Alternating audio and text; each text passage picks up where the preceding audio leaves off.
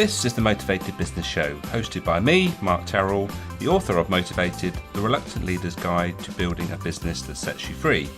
In my book, I share the 7-step process to get the measure of your business. M.E.A.S.U.R.E is an acronym that stands for Mirror, Evaluate, Action, Systemize, Unify, Review, and Energize. On each episode, I'll be chatting to a business owner about how they stay motivated and how they've got the measure of their business. So without further ado, let's find out who's joining me on this episode. Hello and welcome to this episode of the Motivated Business Show with me, Mark Terrell. Today's guest I heard speak a few months ago, and when I was thinking about who I was going to invite on, she was one that popped into my mind quite quickly because I think that she's got an important message. It's all about health and well-being and all those sort of things that we should be taking care of. And I've been on a bit of a journey in the last few months as well with regards to looking after my health. So, you know, I've got lots to learn with regards to that. So I'm sure Amy is going to help me as much as every one of you that's listening. Just before we move on to the discussion with Amy, just to remind you that I wrote a book called Motivated, and in that book I shared a 7-step process with regards to how to get the measure of your business, as in the intro. So if you want a copy of that book, you can find it on Amazon in Kindle form or in paperback form, and also you can get it from my website. If you'd like to contribute to keeping the show on the road, as I say, you can buy me a coffee. It's £5. Any contribution is well received and appreciated because these things don't happen on their own. And if you buy me two coffees even, not copies, then I will send you a copy of my book. So something to think about there, and there's a QR code to scan, and that takes you straight to the Buy Me a Coffee page. Right, let's bring our guest on today. Welcome, Amy. Hi, Mark. Thanks for having me on the show. Looking forward to our conversation, and let's give you the opportunity just to introduce yourself before we do that. So, hi everybody, I'm Amy Oldfield. My business is Body Theory by Amy. So I like to think of myself as a nutrition coach and a personal trainer. So today's conversation, we're obviously going to be doing a bit of a deep dive into the world of health and wellness, because that's what I'm all about. Brilliant.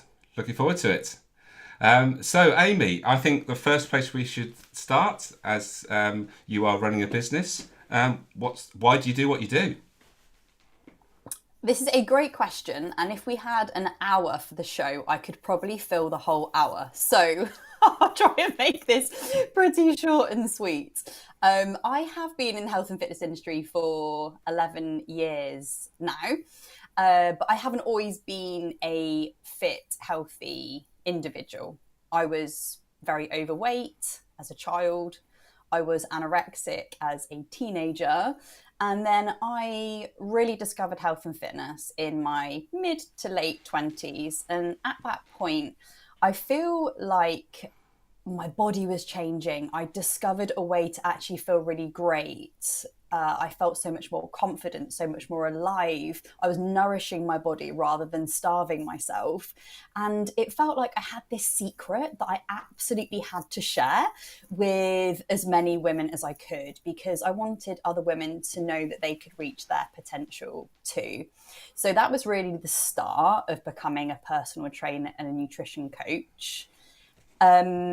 It hasn't been an easy ride for me, I will say, throughout my career. And there's been challenges at every step when it came to my own health. And so I very much adapted the way that I help women in my business now, in terms of making sure that women don't get into the confusion and overwhelm of all of the conflicting health and fitness information that is out there, because a lot of it is tailored to what is suitable for men. And women are not just small men. We need a slightly different approach so that we can support our hormones, especially as we get older. So I want to save women from making a lot of the mistakes that I made, that really wreaked havoc on my body, my hormones, and my lifestyle.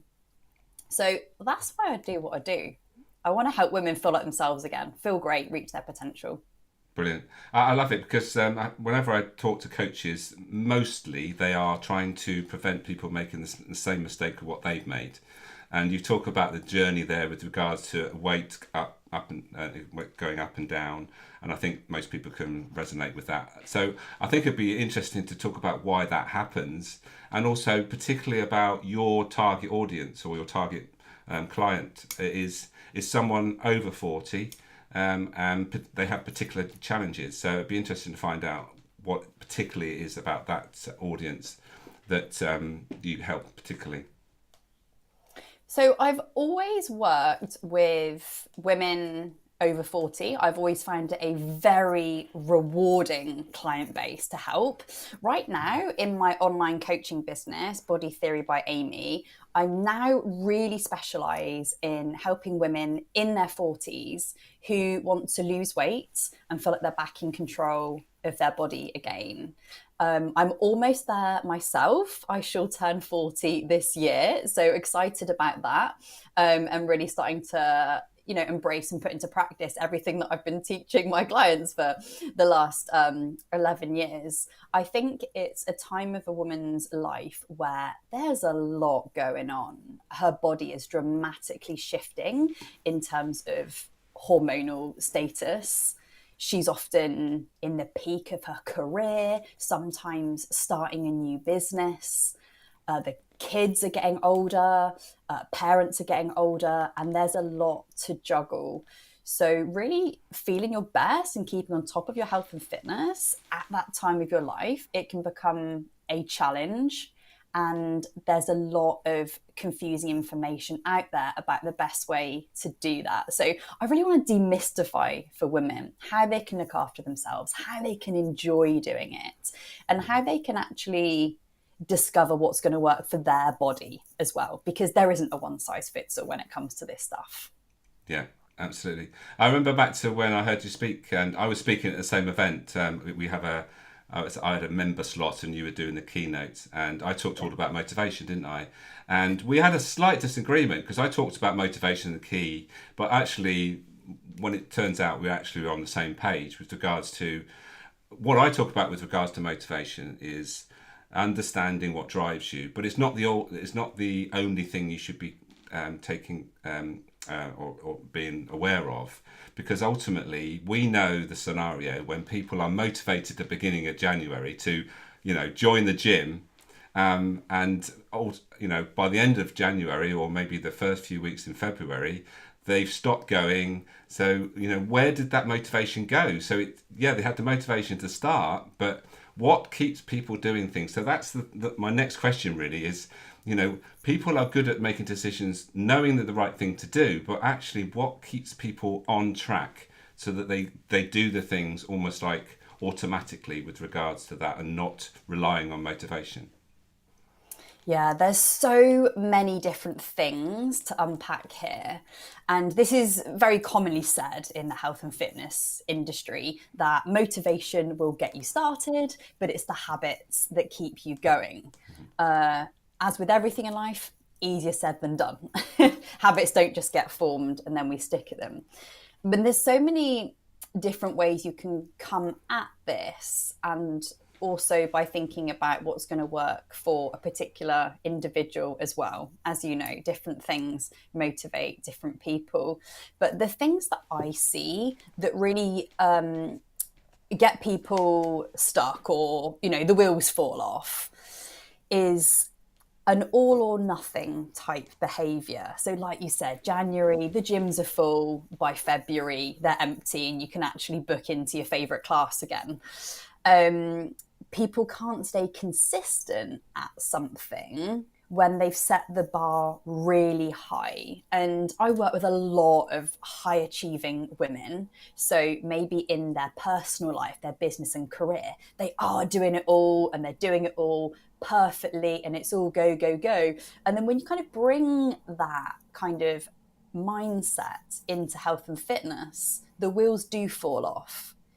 Because if you set the bar at, I must be doing 5 to 6 workouts a week or I'm failing, and if I can't do that, then what's the point? Then you're not going to be able to get that consistency.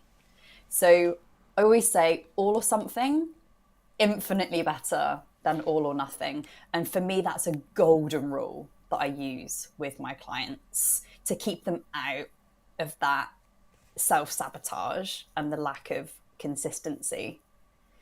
But I also feel like there's a bit of an identity shift going on here as well.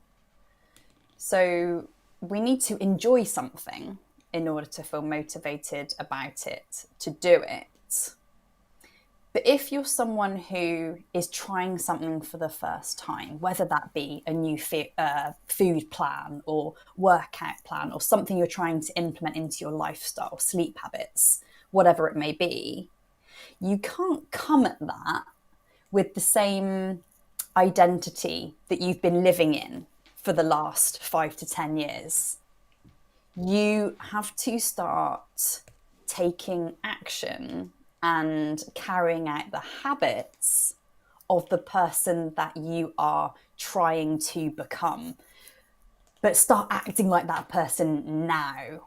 Even if you don't look like that person, even if you don't feel like that person, always thinking about what would that person do in this situation, even though I might feel unmotivated, even though emotionally I don't want to do the thing, what would that person do? And kind of going through that process starts to lay down the habits that keep you going. And whereas we might slightly disagree on this one when it comes to motivation, I think action must come first and motivation often follows and grows. Yeah. So for me, it's about how can we get more consistent with those actions so that the motivation can come. And know that it's also not always going to be there. And that's totally normal. We're not always going to feel pumped. We just need to find ways of doing the thing regardless of our emotional state. Great stuff. I've just got something on my desktop. You can't see it, but I can. But it just caught in the corner of my eye. You just said it's about who you need to be, and there's a model called the Be Do Have. And Yes, I once love that. you've got to start, yeah, it's a great way to start because, like you said, it's actually imagining about who that person is that you're almost. It's always having someone that you need to be like. So if you can imagine in your mind, that's the sort of person I want to be like, and then asking you a question, what would that person do in this situation? It sort of helps you. It's almost like you've got someone standing next to you, or it's obviously they're not there, but it just gives you that opportunity to ask the question with regards to, if this person was making this decision, what would they do? And that's quite powerful, isn't it? It's so, so powerful. It saved me from slipping up thousands of times. Sometimes I can think about the vision of who I want to become and making a choice from her, but sometimes I can't quite get there. So I do have to imagine I'm someone else, someone that I look up to, a role model. What would they do? And if I can kind of borrow their identity for a little bit, that can really help me to get the motivation to take the action to move forward. And then the cool thing is, you do that enough times, you become that person. And the more you do it, the easier it becomes. Yeah, yeah. So it seems like a perfect way to segue into how do people actually find the time to do the things that they know they should do with regards to their health and fitness and finding time to work out and all those sort of things. So have you got some tips with regards to where someone should start if they know that they really haven't got anything that's really working for them at the moment? Finding the time to do stuff, it's such an interesting concept, isn't it? When it comes to anything in our life, because we never find the time for something we don't really want to do. Because we always find something else that we do want to do. So let's just take like a fitness routine, for example. If you're a business owner, you're probably pretty used to carving time out in your diary for meetings, calls with clients, whatever it may be, so you can get stuff done. It's literally exactly the same. You must think of your workouts, like important meetings with yourself, they've just got to go in the diary. They've got to go in the diary as protected time because it's really important. Or it could be like you don't have time to eat well, so you're just grabbing whatever from the kitchen, or like, meal deals from the shop. But if you actually put into your diary time to like food prep once a week, you're way more likely to actually do it. So I think putting things in your diary can be really, really helpful, and thinking of those like important meetings with yourself. And if you're a business owner, that idea kind of resonates. You can relate to that, an Yeah. important meeting. And I suppose it also goes back to the all or nothing type mentality of not having time, because we can think that to look after our wellness, our nutrition, our fitness, it's going to take us tons and tons of time. So just set the bar a little bit lower. Like a 10-minute workout is going to be better than no workout. If you have 10 minutes, make it 10 minutes. And oftentimes that 10 minutes turns into half an hour because actually you're in the groove and you're enjoying it. I'll tell you a little story of a client called Laura that I'm working with at the moment. So she's a business owner. She has 2 children. She's got a household to look after. She is busy. When we first spoke, we talked about what her workout routine was going to look like. And she was like, "Oh, Amy, I don't know how I'm going to get 2 workouts a week done, but I'm going to find a way to make it happen." And then a few weeks later, she's actually not doing 2 workouts, but she's doing 3. And she's telling me that she's working less hours in her business because she's so much more energized. She's not getting an energy dip in the afternoon. So she's getting her work done more quickly. She said, "I'm so much more focused and productive now. I'm not having to work till 7 p.m. in the evening to get everything done."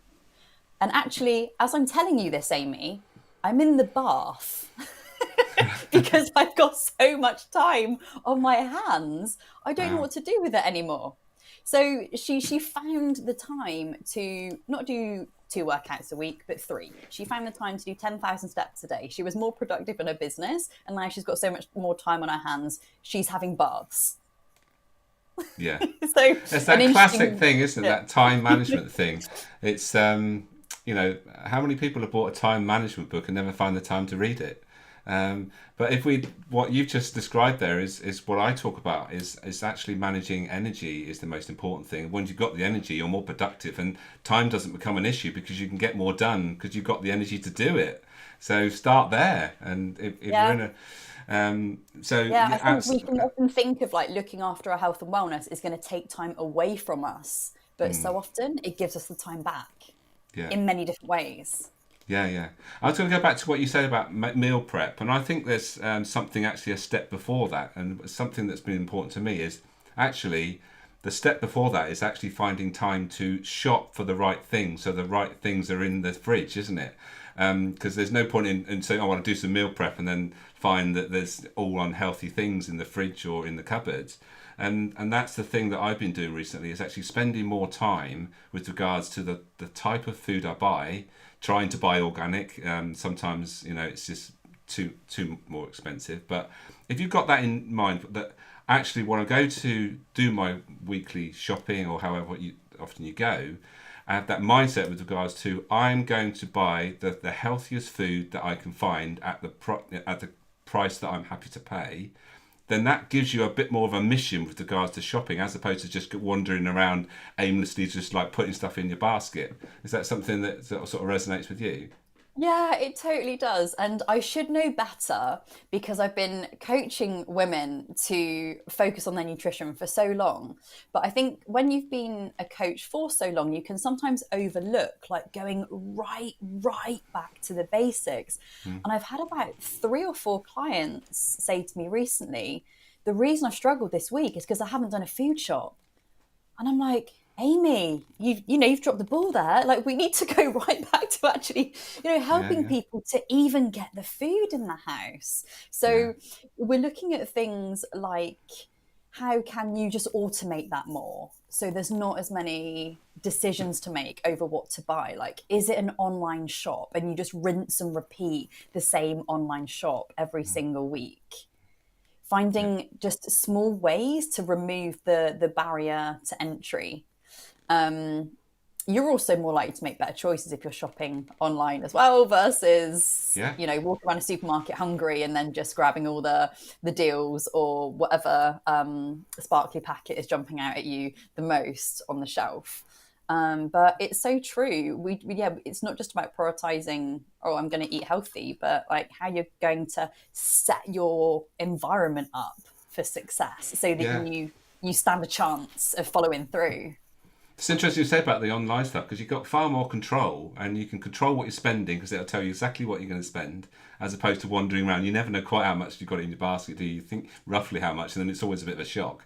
Whereas online you can manage it much better. And so I guess what you've described there is a way of just, like you say, repeating stuff that you know that you're going to eat every week and making sure it's healthy. And you can also almost like check the things that you're putting in and almost like audit and every time you can see what you've ordered it's and you can have a bit more like yeah it's a bit more than control. It's about actually buying stuff that actually fits together with regards to a meal as opposed to just random things that you pick up and meal preps is about having everything you need for that prep, isn't it? Yeah, yeah, absolutely. And I'm not someone who does online shopping myself because I've found a way to kind of fit it all in. Hmm. But there is some resistance for some people because they're like, yeah, but I've got to pay £4 for the delivery. But as you say, you're going to save yourself that because you're not buying all the like spur of the moment stuff and all the deals that you just come across when you're in the shop. Yeah. There's just, and we won't go into it today, but there's ways around that, But yeah, I've been experimenting with it recently. But anyway, let's not just talk about on shopping.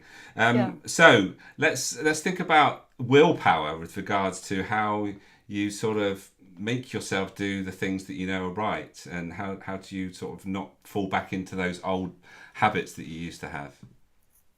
Yeah, willpower, very, very interesting topic. And I know in your book, you talk a lot about how you manage your energy because a lot of our decisions and actions that we take or don't take come from our energy. And so I think this is crucial when it comes to willpower.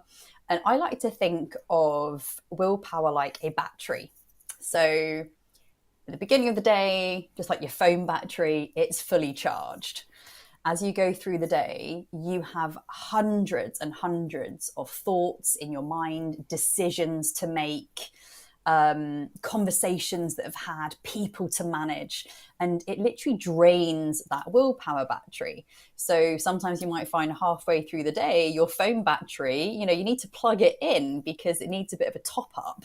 And we're exactly the same as human beings because things drain that battery. We have our kind of mental battery, our physical battery, and our emotional battery. And life drains all three of those constantly the further we go through the day. And if those three batteries get low, then they drain the main willpower battery.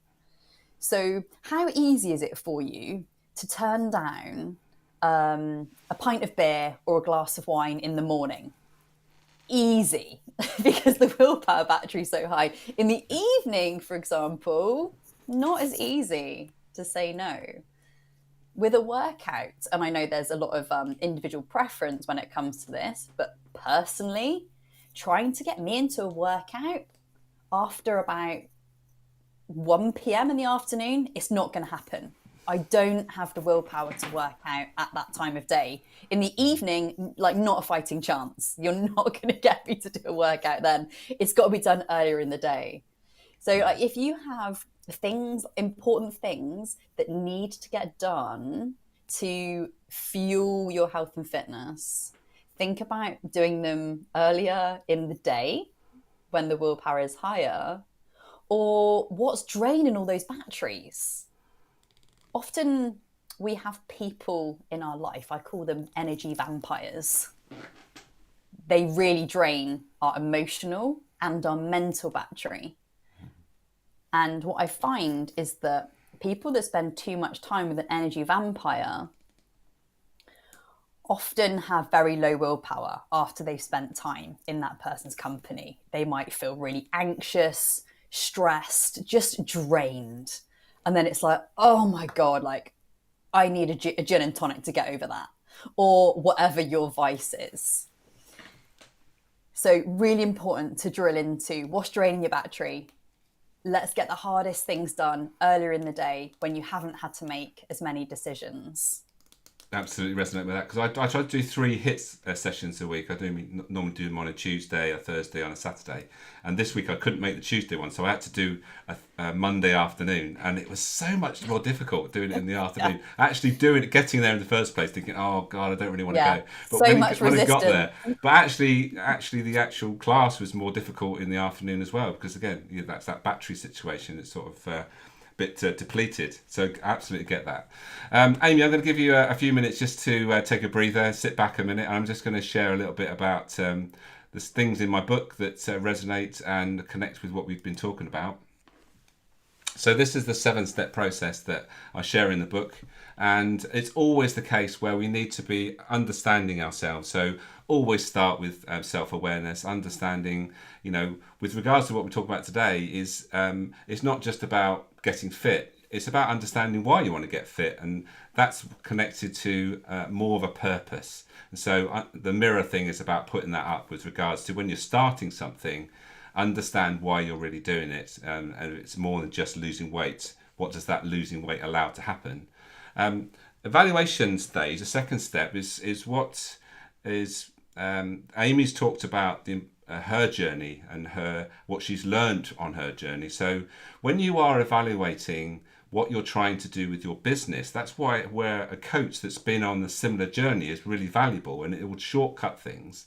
So a coach that has been where you are and can get you to where you want to be is the ideal situation. So if you are, someone female over 40, then Amy is obviously the obvious person you need to work with regards to losing weight and becoming fitter, because she's been there and done it, and she understands the pitfalls and all that sort of stuff. So evaluating that and then getting someone to help you is important, and finding the right coach is a key step with regards to that evaluation stage.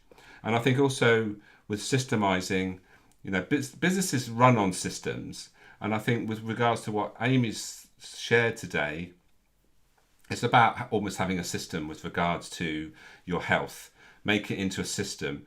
We can't just rely on motivation, so we have to systemize it, put things in our diary, and take action, and make those things work for us. And to do that, we have to have our sort of personal system that works for us. And there's not just one system. There's one that we've got to find for ourselves that really particularly works.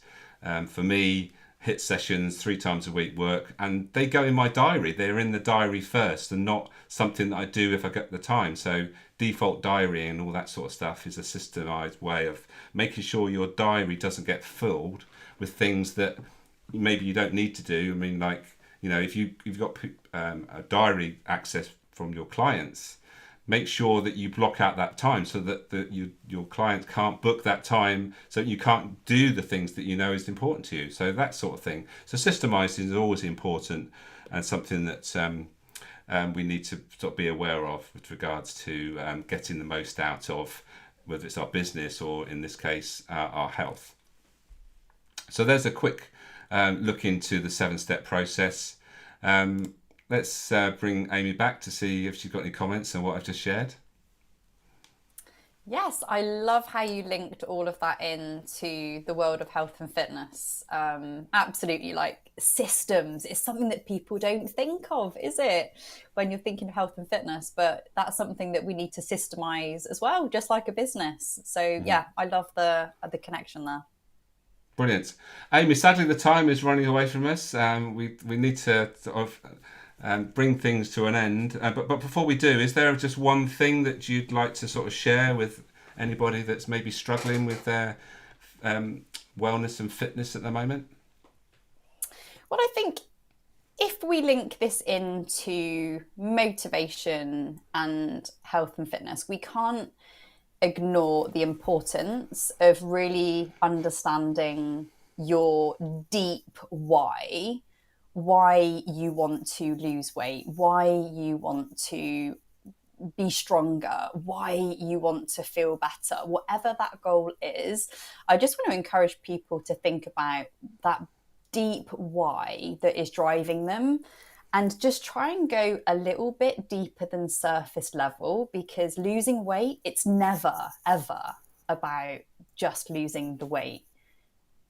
Think about, what does this get me? Why is that important to me? Okay, that's interesting. Why is that important to me? And why is that important to me? And kind of like peel back the layer of the onion till Yeah. you really get to, what is this all about for you?